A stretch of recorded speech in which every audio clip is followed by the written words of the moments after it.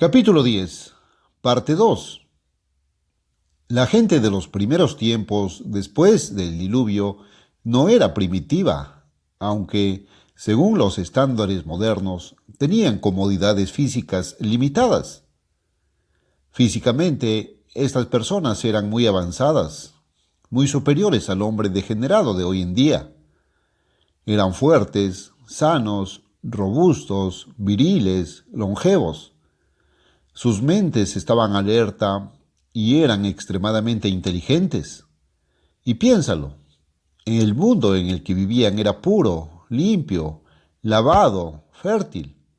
No había contaminación del aire, no había fertilizantes químicos, no había aerosoles venenosos, no había contaminación del agua, no había problema de población. ¿Qué podría salir mal en condiciones tan idílicas? Mucho. La naturaleza humana era una fuerza tan poderosa como siempre, y el mundo de los espíritus no se había ahogado en el diluvio. Hasta ahora hemos trazado la carrera de Noé en los siglos posteriores al diluvio. Sin embargo, al limitarnos a las actividades del obediente patriarca, hemos omitido deliberadamente un relato detallado de las obras de aquellos que se preocupaban por dominar el mundo sin la dirección y guía de Dios. En resumen, hemos cubierto, hablando en términos generales, lo que Noé y Sem estaban haciendo. Pero, ¿qué pasa con individuos como Cus, Nimrod y Semiramis? ¿Cuándo, dónde y cómo se extraviaron? ¿Cuándo entran en escena en primer lugar? Antes de responder a estas preguntas, se debe considerar otra vital. La arqueología refleja de alguna manera los primeros movimientos de las personas después del diluvio. La Biblia deja claro que la familia humana después del diluvio descendió de las montañas de Armenia a la llanura mesopotámica. Dado que esto es cierto, deberíamos esperar que el registro arqueológico confirme esta dirección lógica de la migración. La fase cultural más temprana en el norte de Mesopotamia se llama generalmente Asuna. Esta cultura, como la mayoría de las culturas antiguas, lleva el nombre del sitio donde se encontró por primera vez. Véase el mapa de la página 67 de Civilizaciones del Cercano Oriente de James Mellard, Nueva York, 1965. Este y otros nombres arqueológicos sin sentido se volverían realmente interesantes si hubieran estado adecuadamente conectados con los líderes contemporáneos que moldearon la historia de la antigüedad.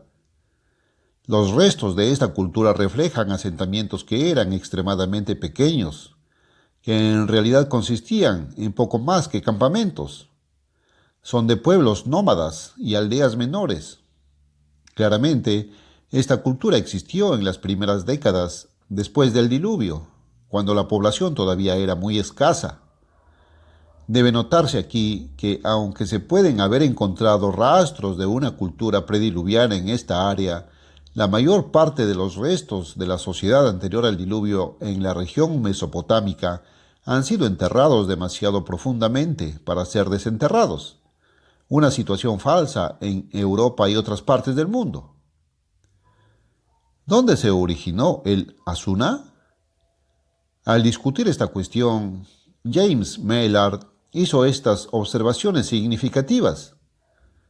El origen de los Asuna no está de ninguna manera decidido, pero es difícil de creer que esta tradición se originó en la remota aldea de Jarmo o en los alrededores del Kurdistán.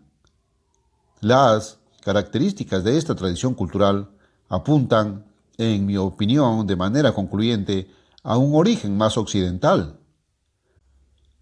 Por si sirve de algo, el presente escritor debería esperar que los orígenes de los Asuna se encuentren en algún lugar de la región montañosa a medio camino entre Mosul, cerca de Nínive, y Alepo, en el norte de Siria, en la región de la Mesopotamia turca. Aquí también se encuentra la supuesta patria de la cultura Alaf y muchos otros problemas en la arqueología mesopotámica y siria pueden resolverse mediante la exploración y la excavación en esta tercera región, quizás de vital importancia, a medio camino entre la zona de los Zagros, las montañas que se encuentran al este del Tigris, y la región de Anatolia Levante, Asia Menor Oriental y Siria, Líbano. Cualesquiera que sean sus orígenes, la cultura asuna como tal solo se conoce en el norte de Irak. Las civilizaciones más tempranas del Cercano Oriente, páginas 63 y 64. En otras palabras, un arqueólogo que durante años ha trabajado, vivido y reflexionado en esta área, que la convirtió en el trabajo de su vida, cree firmemente que esta primera de las culturas se originó en la Mesopotamia turca. El problema es que en esta región del este de Turquía se han realizado muy pocas excavaciones arqueológicas.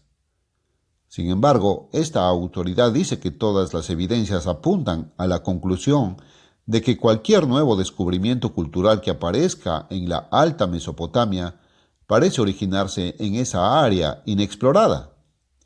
La consulta de un mapa reciente muestra que la Mesopotamia turca se extiende hasta la región de la antigua Armenia, con su frontera oriental que abarca tanto Ararat como el lago Van, una gran parte de la parte superior de la Mesopotamia. El trasfondo arqueológico es el siguiente. Turquía fue el último país de Medio Oriente en tolerar la investigación arqueológica por parte de extranjeros. Los turcos no tendrían nada que ver con los europeos durante mucho tiempo. Incluso a los alemanes no se les permitió entrar en el país hasta principios de 1900. Luego, la Primera Guerra Mundial interrumpió cualquier acuerdo con el caso de los proyectos que se hubieran propuesto. El periodo de entreguerras se cumplió poco. La Segunda Guerra Mundial trajo otra interrupción importante, y desde entonces solo se ha producido una pequeña cantidad de trabajo. Y hoy en día hay zonas militares en toda esta región problemática porque ahí es donde Turquía limita con Rusia. Debido a este miedo a los rusos, se puede excavar muy poco. Sin embargo, también debemos considerar que incluso si la arqueología tuviera las manos libres en esta área, sus palas probablemente descubrirían poco porque la población postdiluviana habría sido tan pequeña que habría dejado muy pocos restos materiales. Recordemos que esta cultura primitiva estaba tipificada por pequeños campamentos. Noé vivía en una tienda en ese momento, así lo dice el registro bíblico, Génesis 9:21. Este hombre inusual había construido un gran barco y salvado a la raza humana, pero ahora se veía obligado a vivir en una tienda de campaña. Esto muestra claramente que los primeros pueblos antes del diluvio aún tenían mucho que desarrollarse y generalmente vivían una forma nómada de existencia.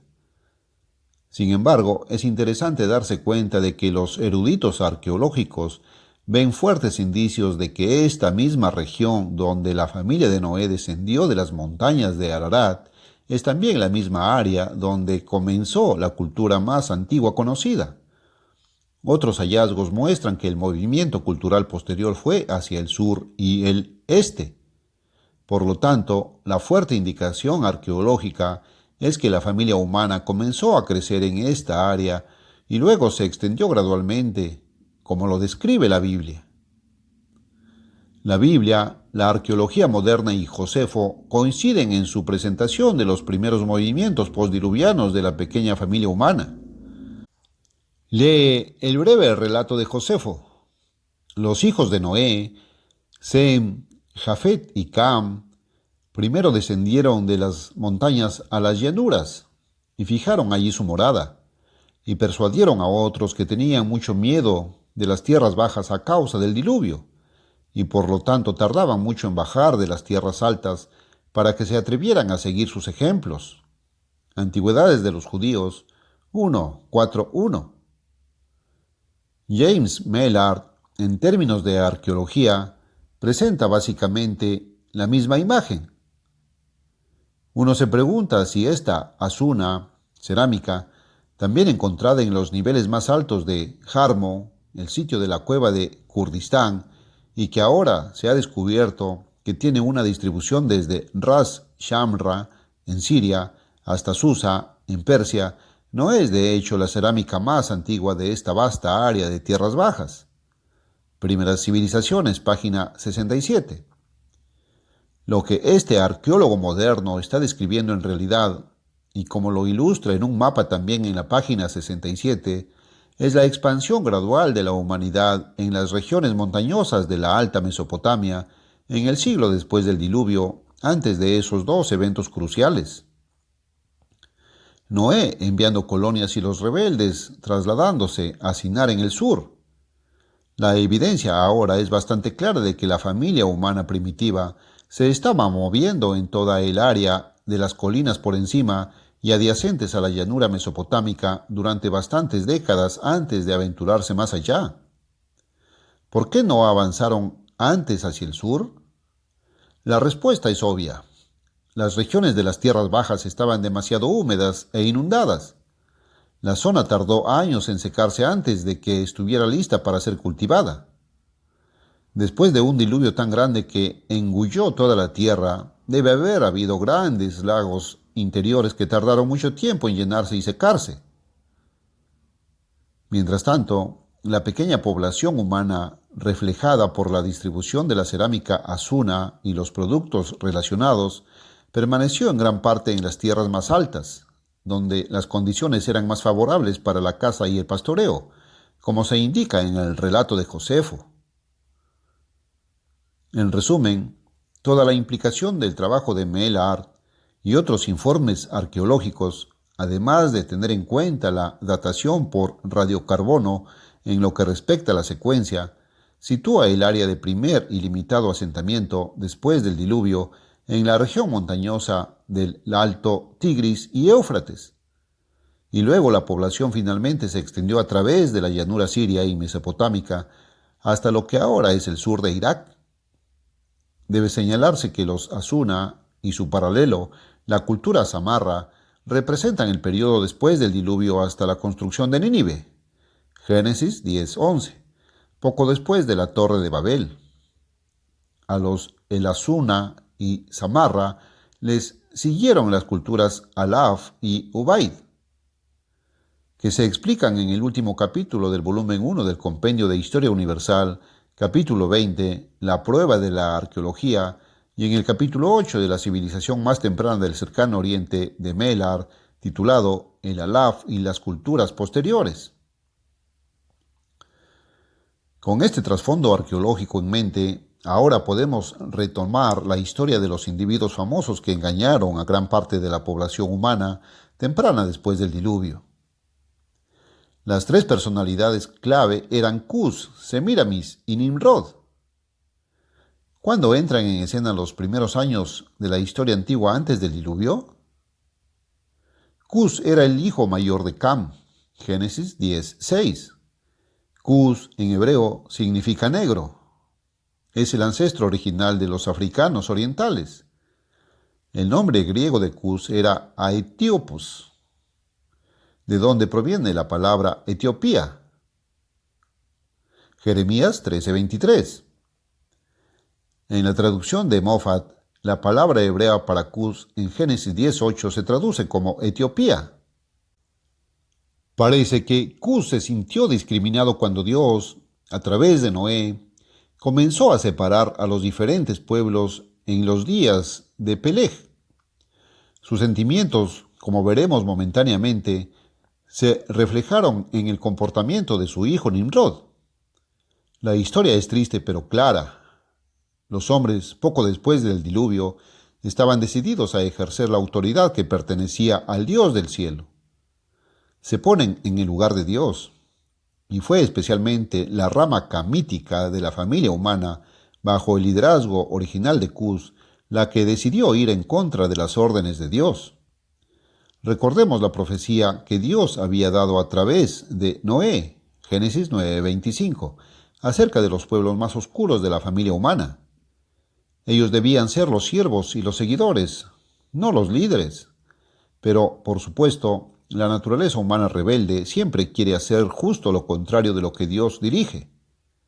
Estos rebeldes planearon una sociedad separada establecida en oposición al gobierno y al camino de vida de Dios. Iban a hacer un mundo mejor según su propia forma de pensar. Sin embargo, Cus y sus seguidores en realidad no eran muy originales en su pensamiento. Simplemente estaban actuando de acuerdo con una filosofía iniciada mucho antes del diluvio por Caín y Lamec. Ellos también querían establecer una raza, una nación, una sociedad, una religión, un mundo. La perspectiva cronológica sobre Cus es la siguiente. Nació poco después del diluvio, es decir, poco después de 2369, y vivió durante un largo periodo, solo unas 2 décadas antes de los 200 años. Sin embargo, murió prematuramente, una parte de la historia que debe esperar hasta más tarde. Pero ahora, temprano en su vida, Cus comenzó a establecer el patrón de su filosofía de una raza, un mundo. Él inició la práctica de los matrimonios raciales mixtos. Tomó por esposa a la sorprendentemente hermosa Semiramis Blanca. Estaba destinada a convertirse en la madre de Nimrod, el rebelde más grande de todos. Ahora, para establecer el trasfondo de Semiramis, la antigua crónica sajona registra claramente que Semiramis o Ishtar era del linaje de Jafet. La Biblia muestra que tanto los blancos como los amarillos descendían de Jafet, que no todos sus descendientes eran de tipo oriental de ninguna manera. El Dr. Hay ha afirmado que Semiramis podría caracterizarse como un tipo latino. Nótese cuidadosamente que se la describe como del linaje de Jafet, no necesariamente una hija, sino una descendiente más lejana. La tradición germánica da fuertes indicios de que en realidad pudo haber sido la hija de Ashkenaz, el hijo mayor de Gomer, quien a su vez era el hijo primogénito de Jafet. Entonces surge la pregunta, ¿podría ser ella la bisnieta de Jafet, tener la edad suficiente para casarse y también dar a luz a Nimrod varias décadas antes de la época de Babel? Podemos deducir lógicamente una respuesta de la siguiente manera. Después del diluvio, los hombres normalmente deben haberse casado y poder criar familias a finales de los 20 y principios de los 30, si no un poco antes. Sobre esa base, podemos trazar cifras que indicarían el tiempo aproximado del nacimiento de Semiramis, el matrimonio con Cus y el nacimiento de Nimrod en relación con el tiempo de Babel. Hay que tener en cuenta que el periodo en el que tenemos que trabajar es de algo más de un siglo. Gomer fue el primer hijo de Jafet. Podría haber nacido inmediatamente después del diluvio. Para propósitos, aquí usaremos la fecha 2367. Ahora bien, ¿cuánto tiempo pasó antes del nacimiento del primer hijo de Gomer, Ashkenaz? Un periodo de unos 27 años parece lógico. Esto situaría el nacimiento de Ashkenaz alrededor del año 2340. Entonces, si Semiramis hubiera sido su hija mayor o una de sus hijas mayores, habría nacido alrededor del año 2313, todavía más de medio siglo antes de la época de Babel. A continuación, usando la misma cifra general de 27 años, podría haberse casado con Cus en 2286. Pero recuerde que esta unión podría haber ocurrido fácilmente algunos años antes. Nimrod podría haber nacido alrededor del año 2290 a.C. Cualquiera que sea el caso, todas estas cifras preliminares significan que Nimrod, incluso si su madre fuera hija de Ashkenaz, habría tenido al menos 30 y tantos años en el momento de la erección de la ciudad y la torre de Babel. A este respecto, cabe señalar otra cuestión.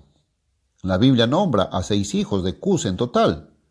5 de ellos se enumeran en Génesis 17. Luego se menciona a Nimrod por separado, comenzando en el versículo 8. Por lo tanto, la Biblia no nos dice cuándo nació Nimrod en relación con los otros hijos de Cus. Sin embargo, es obvio que Semíramis no pudo haber sido la madre de los 6 hijos de Cus, tanto desde el punto de vista de la limitación de tiempo como de las características raciales de esos hijos. Esto significa que Cus tuvo más de una esposa, que estaba casado y tenía hijos, antes de que llegara la infame Semíramis, porque ya tenía alrededor de 80 años de edad cuando Semíramis entró en su vida, y que el único hijo que tuvo con Semíramis fue Nimrod. Cosas malvadas, siniestras y dramáticas estaban ocurriendo mientras la familia humana todavía estaba centrada en la alta Mesopotamia. Las implicaciones del comportamiento de Cus y Semíramis son lo suficientemente impactantes, por no hablar de las acciones de Nimrod, Asur y otros más tarde. Muy poco después del diluvio, la gente ya se estaba apartando rápidamente del camino de Dios, a pesar de la obra celosa de Noé. Al continuar con la historia, note la descripción de Josefo del periodo.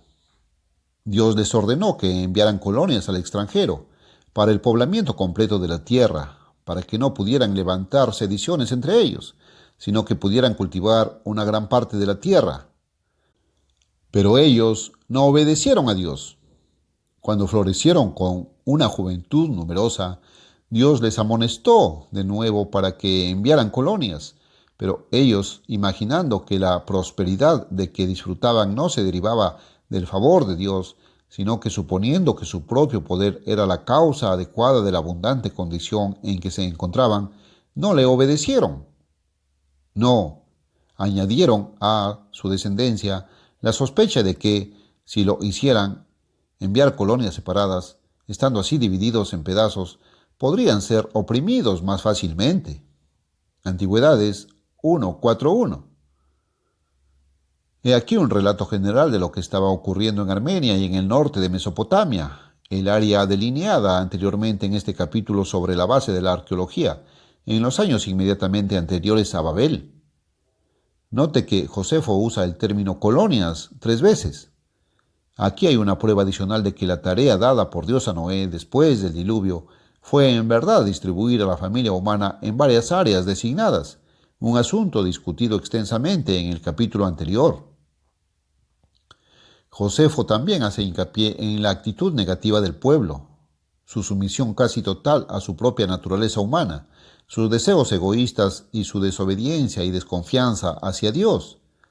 Por lo tanto, implica que se estaban rebelando abiertamente contra Dios y se esforzaban por llevar a cabo sus propios planes completamente independientes de las instrucciones de Noé. Ahora bien, como sabemos, no todo el pueblo se rebeló. Algunos de ellos fueron a las áreas asignadas, aunque probablemente con bastante reticencia. Josefo no se ocupa de ellos en su relato, excepto por implicación, sino que habla solo de los que viajaron a Sinar. Así que hubo una división en la familia humana. Las divisiones y el espíritu de partido son características de la naturaleza humana, patrones de comportamiento que están condenados en la Biblia. Recordemos que el proyecto de Babel no fue automotivado. Surgió como una reacción contra el plan de Dios de colonizar sistemáticamente la tierra con los diversos segmentos de la familia humana. Edifiquémonos una ciudad y una torre, no sea que seamos esparcidos sobre la faz de toda la tierra. Esta desconfianza en el plan de Dios se refleja claramente en el registro citado de Josefo. En el siguiente párrafo, Josefo especifica lo que estaba pasando. Ahora bien, fue Nimrod quien los excitó a tal afrenta y desprecio de Dios. A continuación, el famoso historiador judío entra en detalles esclarecedores, describiendo los métodos y tácticas del hijo de Cus y Semíramis, factores que se presentarán en breve. Pero primero, notemos lo que la Biblia tiene que decir acerca de este hombre. El mejor lugar para comenzar a aprender acerca de Nimrod es el libro de Génesis. Dios le presta especial atención en el capítulo 10. Este capítulo es principalmente una lista genealógica de los descendientes de los 3 hijos de Noé. Hay pocos detalles históricos, pero cuando se presenta a Nimrod, Dios dedica 5 versículos, una gran sección de este capítulo, a llamar nuestra atención a él. Al darse cuenta de lo compacta que es gran parte de la primera porción de la Biblia, esta descripción de Nimrod es particularmente notable. Dios tenía un propósito al inspirar esta sección de las Escrituras. La descripción comienza en el versículo 8. Y Cus engendró a Nimrod, por Semíramis, en una relación ilegal e interracial. Ese es el verdadero significado de esta declaración de apertura. La historia nos permite leer entre líneas. Así que Nimrod, en realidad, era un hijo ilegítimo. Obviamente tuvo un mal comienzo en la vida. Observe que el nombre de Dios para este famoso individuo es Nimrod, un término que proviene de la palabra hebrea marad, que significa rebelarse. Dios llama a las personas y a las cosas por lo que son. Llamó a este hombre precisamente por lo que era, el rebelde. En la historia posterior debe señalarse a Nimrod se le dieron o tomó para sí mismo muchos nombres. No sabemos qué nombre le pusieron sus padres al nacer. Sin embargo, el verdadero nombre que Dios le dio es el que se registra en la Biblia, el único nombre que merecía. Ahora lea el resto de este 8º versículo. Comenzó a ser un poderoso en la tierra. Las palabras poderoso provienen del hebreo gibor, que significa hombre poderoso, guerrero, tirano. Moffat tradujo este versículo. Etiopía produjo a Nimrod, el primer hombre en la tierra en ser déspota. Este pequeño versículo de la Biblia, cuando se entiende correctamente, revela el carácter básico de Nimrod en una breve frase. Dios nos hace saber de inmediato qué clase de hombre era este. Pasa ahí al 9. Se le describe como un poderoso cazador. Después del diluvio, los animales salvajes se multiplicaron mucho más rápidamente que los seres humanos. Nimrod primero ganó su fama al cazarlos y usó esta fama para influir en la gente para que se opusiera al plan de Dios. Así, como dice la última parte del versículo, popularizó la expresión, como Nimrod, el poderoso cazador delante del Eterno. En otras palabras, desde la época de Nimrod en adelante, todos los líderes fuertes famosos fueron comparados con él. Sin embargo, Nimrod cazaba más que solo animales, algo que ya se indica en el versículo 8. También quería dominar a los hombres. En sus comentarios sobre esta sección de las Escrituras, Adam Clarke señala que la palabra Sayyid, que traducimos como cazador, significa presa y se aplica en las Escrituras a la caza. A menudo por medio de la persecución, la opresión y la tiranía. Pero aún hay más en este 9º versículo. Todavía tenemos que discutir la que probablemente sea la frase más significativa de todas, una frase usada 2 veces. Nimrod era un poderoso cazador delante del Eterno. Esta expresión, cuando se traduce correctamente, significa en lugar del Eterno, o contra el Eterno, u opuesto al Eterno. Este es el verdadero significado de la palabra hebrea panim, traducida débilmente como delante en la versión King James. Véase la exhaustiva concordancia de Strong. Este versículo en realidad nos está diciendo que Nimrod se puso a sí mismo en el lugar de Dios. La Biblia dice que Nimrod estaba en contra de Dios. Quería salirse con la suya. No estaba dispuesto a seguir el camino de Dios. Animó a la gente a quebrantar la ley de Dios, a repudiar las enseñanzas de Noé y a seguir lo que pensaban que era correcto. La historia que sigue mostrará que Nimrod era en realidad un maestro psicólogo. Supo apelar a la naturaleza humana. Es por eso que pudo perseguir a una gran parte de la familia humana para que cooperara con él y Cus en la realización del proyecto Babel. Los eruditos judíos que entendieron correctamente esta porción de las Escrituras han conservado el conocimiento sobre ella en sus Targumes, paráfrasis de las Escrituras del Antiguo Testamento basadas en las enseñanzas judías tradicionales. Véase el artículo Targum en la Enciclopedia Británica. Adam Clarke cita 3 versiones. Desde la fundación del mundo no se ha hallado a nadie como Nimrod, poderoso en la caza y en las rebeliones contra el Señor. Una segunda, en Primera de Crónicas 1:10 dice, Nimrod comenzó a ser un hombre poderoso en pecado, un asesino de hombres inocentes y un rebelde ante el Señor. La tercera es probablemente la más significativa de todas. Era poderoso en la caza o en la presa y en el pecado delante de Dios, porque era cazador de los hijos de los hombres en sus lenguas. Y él les dijo: apartaos de la religión de Sem y uníos a los institutos de Nimrod. A modo de resumen, aquí hay una paráfrasis de Génesis 10, 8, 9, que muestra el significado completo y el impacto de este pasaje vital. Y Etiopía, Cus, produjo a Nimrod, que fue el primer hombre en la tierra en ser un tirano o déspota. Era un cazador de animales, un opresor de los hombres y en oposición hostil al Eterno. De ahí el proverbio, como Nimrod, el poderoso tirano contra el Eterno. Acabamos de ver que Nimrod era un poderoso cazador, pero en más de un sentido. En realidad, primero fue un cazador de animales. Luego, más tarde, como resultado de su creciente prestigio, se convirtió en un cazador de hombres. A menudo transcurría la etapa inicial de caza de animales de su carrera. Obviamente, debe haberse ganado la reputación de matar animales salvajes cuando era un hombre muy joven, en sus 20, cuando la familia humana todavía se concentraba en los bordes superiores del Valle Seco de Mesopotamia. Sí, Nimrod ya estaba activo antes de que Noé enviara colonias, antes de que los rebeldes desobedientes hicieran su traslado a Sinar. Este es el cuadro que se deriva de la información arqueológica e histórica anterior, pero aún hay más que aprender sobre el gran rebelde. Una vez más, es Josefo quien completa la historia. Cuenta en términos específicos la dramática influencia que Nimrod tuvo en estos eventos cruciales en el comienzo mismo de la civilización humana. Antigüedades de los Judíos, libro 1, capítulo 4, parte 3, dice: ahora bien, fue Nimrod quien los excitó a desprecio de Dios, y era nieto de Cam, hombre audaz y de gran fuerza de manos.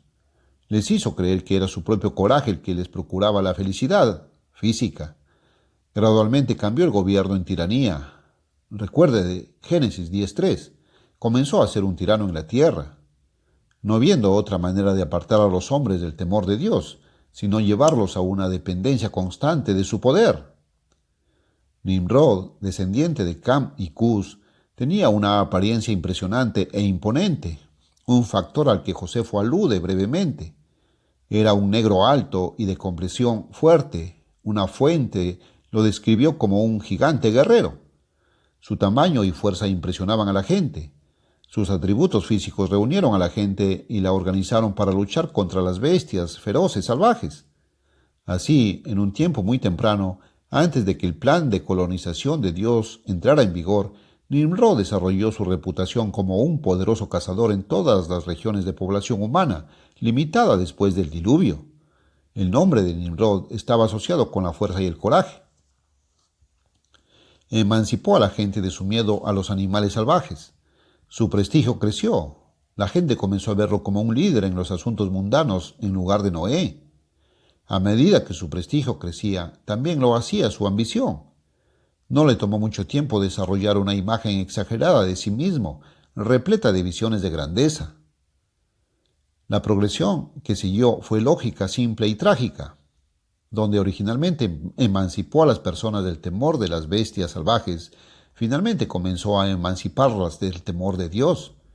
Llegó a ser considerado como el poderoso, el líder reconocido de los grandes o gigantes, quienes en la apostasía original después del diluvio se rebelaron contra el cielo.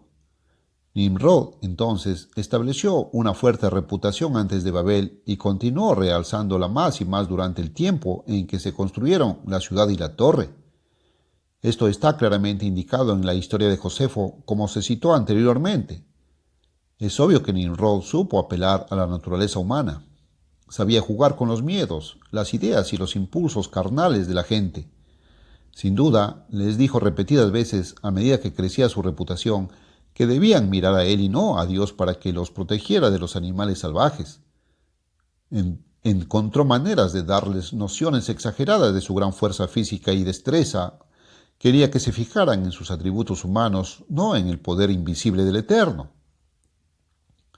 y como siempre lo hace la gente, confiaron en lo que podían ver en lugar de tratar de edificar la fe.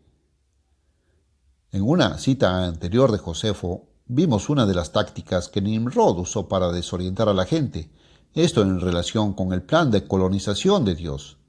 Les dijo que si salían en colonias separadas, estarían divididos, dispersos y extremadamente vulnerables a la opresión.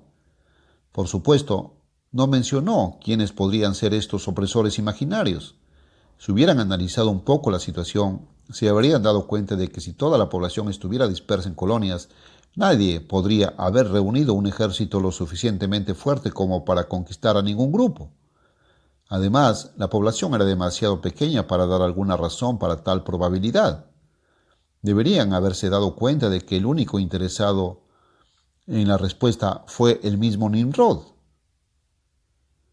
A medida que su prestigio crecía en los años posteriores al diluvio, Nimrod se volvió más audaz en sus proclamaciones. Recurrió a técnicas propagandísticas que eran escandalosamente blasfemas. Lea las palabras de Josefo. También dijo que se vengaría de Dios si él tenía la intención de ahogar al mundo de nuevo. Para ello construiría una torre demasiado alta para que las aguas pudieran alcanzarla, y que se vengaría de Dios por haber destruido a sus antepasados. Sí, lo creas o no, en los días de Noé y solo alrededor de un siglo después del diluvio, Nimrod se atrevió a hacer declaraciones como esta, y la única razón por la que podía salirse con la suya era que la gente creía y aceptaba lo que decía. Fíjate en cómo puso a la gente en contra de Dios. Les dijo, piensen en lo que hizo Dios. El mundo antes del diluvio estaba lleno de personas que trataban de arreglar sus asuntos lo mejor que podían. La población crecía muy bien. Una cultura avanzada pronto se convertiría en una realidad. Pero, ¿qué pasó? Ahogó a toda esa pobre gente inocente como ratas. Las pobres criaturas no tuvieron ninguna oportunidad. ¿Cómo puede alguien confiar en un Dios así? ¿Tienes una mente lógica? Usa tu razón. Usó el mismo enfoque que Caín. Dijo que Dios no era justo. Describió a Dios como un monstruo duro que era extremadamente cruel y poco confiable. La gente debería haberse dado cuenta de que el monstruo poco confiable era el propio Nimrod. La gente debería haber sabido que Dios había prometido no volver a ahogar al mundo. Noé en los primeros años les había dicho esto muchas veces. Lea Génesis 9 del 8 al 17. Nimrod lo sabía. Sabía que estaba mintiendo. El arco iris debería haberle recordado a todos la promesa de Dios. Pero se olvidaron. Querían creerle a Nimrod. Y así logró persuadirlos para que construyeran una torre alta e impermeable en caso de que Dios enviara otro diluvio. Entonces, en lugar de que el diluvio estuviera como una advertencia para que no pecaran y desobedecieran a Dios como lo habían hecho la población antes del diluvio, en sus mentes se convirtió en una motivación para hacer lo que Nimrod quería. Había puesto patas arriba su forma de pensar. Su método era nada menos que diabólico e ingenioso más allá de la capacidad humana. Note entonces lo que Josefo dice a continuación. Ahora bien, la multitud estaba muy dispuesta a seguir la determinación de Nimrod y a estimarla. Cobardía para someterse a Dios, y construyeron una torre de betún para que no pudiera admitir agua. Antigüedades 1:4-2. Cayeron en la trampa de la historia de Nimrod. El siguiente paso en la construcción de la historia de Babel es analizar de cerca lo que la Biblia tiene que decir sobre este tema en el capítulo 11 del Génesis. El relato aquí es comparativamente extenso, cubriendo 9 versículos. Nuestra intención aquí es comentar los primeros 4 versículos de esta sección, dejando los últimos 5 para más adelante. Al leer el relato bíblico de Babel en Génesis 11, debe observarse que no se mencionan las personalidades específicas que dirigieron el proyecto de los rebeldes. La Biblia aquí simplemente habla del grupo como un todo. Solo en el capítulo 10, versículos 9 y 10, se menciona brevemente a Nimrod en relación a Babel. Fíjese en el versículo 1. Y toda la tierra era de una sola lengua. El mundo entero, toda la humanidad, tenía el mismo idioma y articulaba las mismas palabras de la misma manera. No había dialectos. Moffat lo traduce como un idioma y un vocabulario. Cada segmento de la familia humana podía entender perfectamente a todos los demás. No hubo absolutamente ningún problema en la comunicación.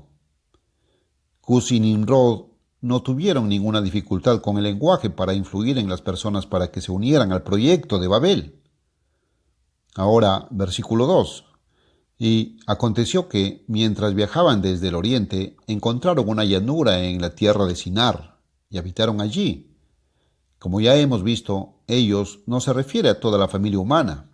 Más bien, se refiere a los rebeldes bajo el liderazgo egoísta de Cus y Nimrod, que habían rechazado el liderazgo de Noé y se estaban separando para comenzar su propia sociedad. Noé y Sem no eran parte de este grupo. Podemos estar seguros de eso. Por lo tanto, este versículo nos dice el tiempo de este evento. Al menos en términos generales, fue aproximadamente un poco más de un siglo después del diluvio, o alrededor del año 2261, cuando Noé envió colonias por primera vez a áreas asignadas del mundo. Estos rebeldes estaban desafiando el plan de Dios para la humanidad. Ocurrió en los días en que la tierra estaba siendo dividida entre las ramas de la familia humana. Génesis 10:25. La expresión partieron del oriente puede causar cierta confusión. El margen señala que esto también puede traducirse como hacia el este. Sin embargo, debemos tener en cuenta que el término el este puede referirse a un área general, es decir, en la Biblia, Asiria, Mesopotamia y la región en las fronteras de y más allá del Tigris y el Éufrates se llaman el este. Véase la detallada discusión de Adam Clerk. Así que este versículo, en lugar de decirnos la dirección en la que se estaban moviendo, muestra el área en la que vivieron. En lo que se refiere a las direcciones, estas personas descarriadas estaban migrando hacia el sureste, hacia Sinar. Nótese también lo contrario aquí. Los que permanecieron obedientes a Dios y a Noé tendían a moverse principalmente hacia el oeste, alrededor de los bordes del Mediterráneo, hacia Europa y el norte de África. Pero aquí había personas que, típicas de la naturaleza humana, estaban haciendo justo lo contrario de lo que Dios quería. La última parte del versículo nos dice que encontraron una llanura en la tierra de Sinar y habitaron allí. Ahora vemos que los rebeldes habían bajado a la parte inferior del valle mesopotámico. Pero, ¿cuál era su ubicación específica? No era Babel. La construcción aún no había comenzado. Las fuentes históricas antiguas revelan la respuesta. La lista de reyes sumerios comienza la historia de la civilización postdiluviana, la civilización humana ahora separada de Dios, con el siguiente relato. Después del diluvio ha barrido la tierra y cuando el reinado fue rebajado de nuevo desde el cielo, la realeza fue primero en Kish. Pritchard, Textos del Antiguo Cercano Oriente, página 265. Kish es simplemente otra ortografía de Cush, el hijo de Cam y padre de Nimrod. He aquí una prueba más de lo que fue la rama cusita de la familia humana, la que primero usurpó la autoridad sobre los hombres. Este lugar original de asentamiento estaba situado cerca del sitio de la antigua Babilonia. Debido a que aquí fue donde la gente habitó por primera vez en la tierra de Sinar después del diluvio, finalmente llegó a ser considerada sagrada. Usando Kish como su cuartel general, Cus y sus seguidores comenzaron la construcción de Babel en las cercanías. Ahora, versículo 3.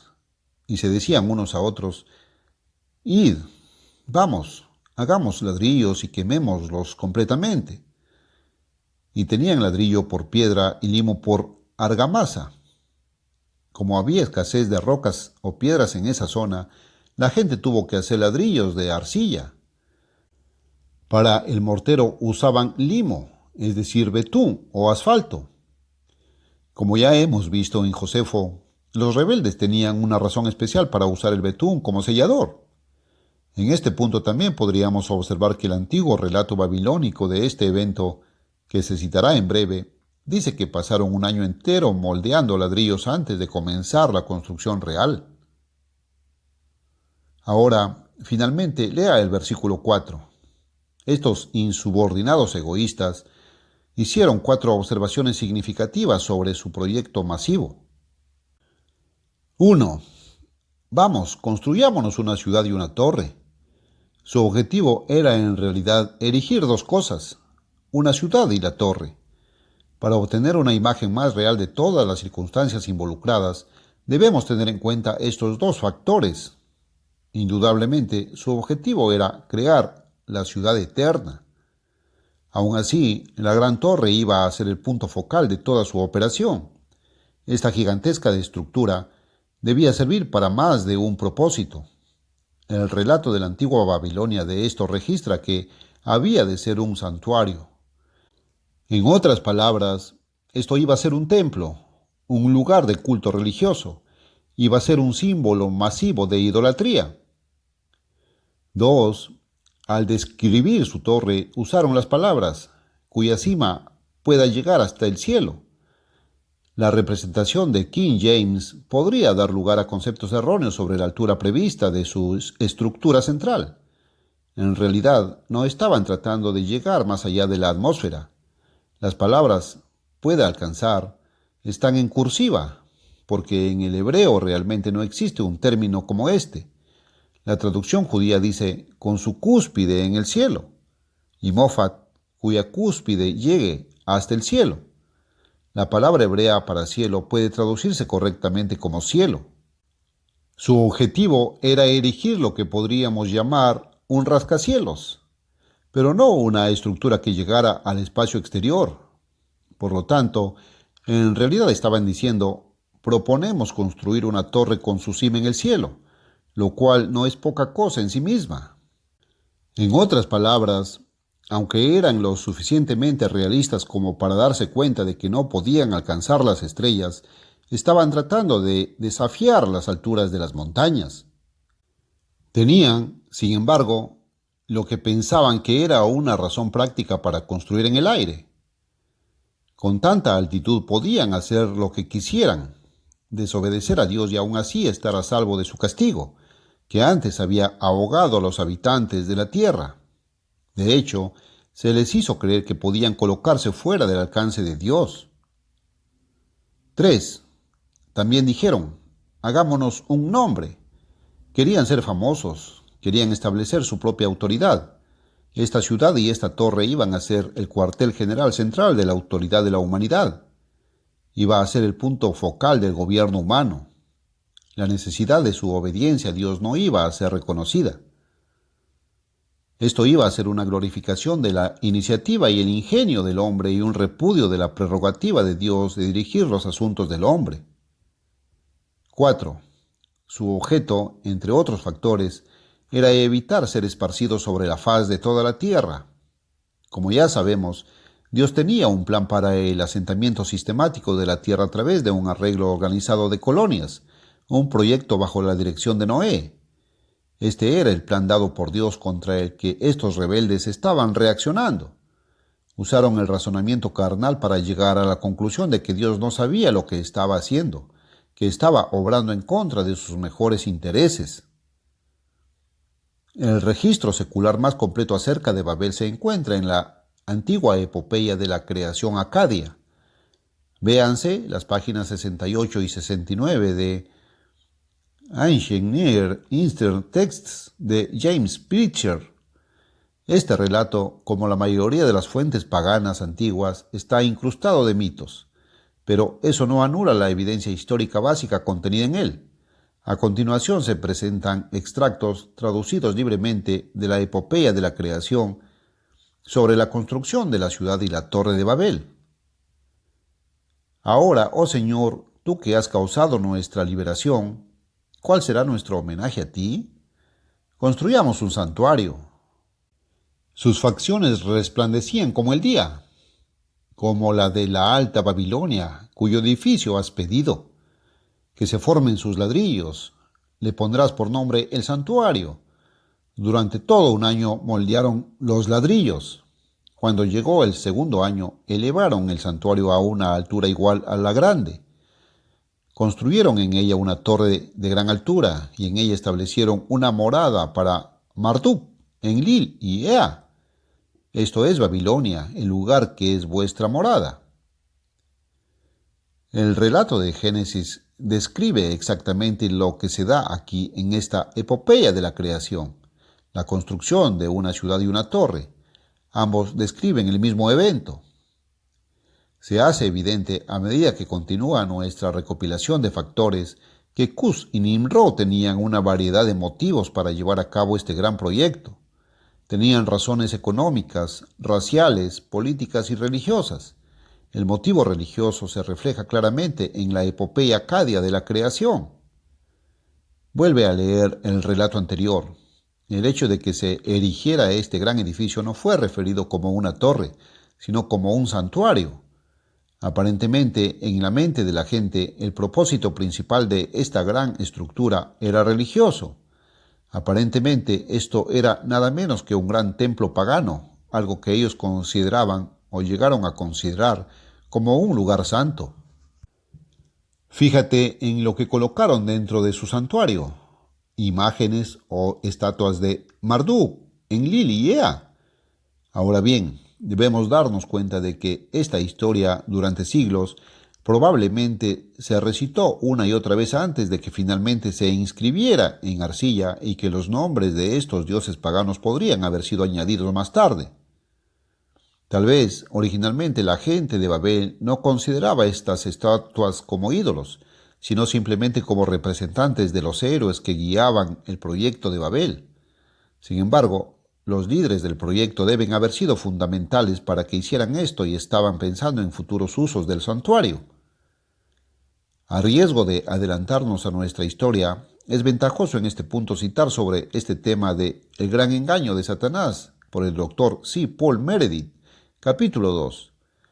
Nimrod siguió creciendo en poder, pero el deseo innato de la gente de adorar debe ser satisfecho. Nimrod y sus seguidores se habían vuelto contra el Dios verdadero. Querían glorificar a Dios a su manera.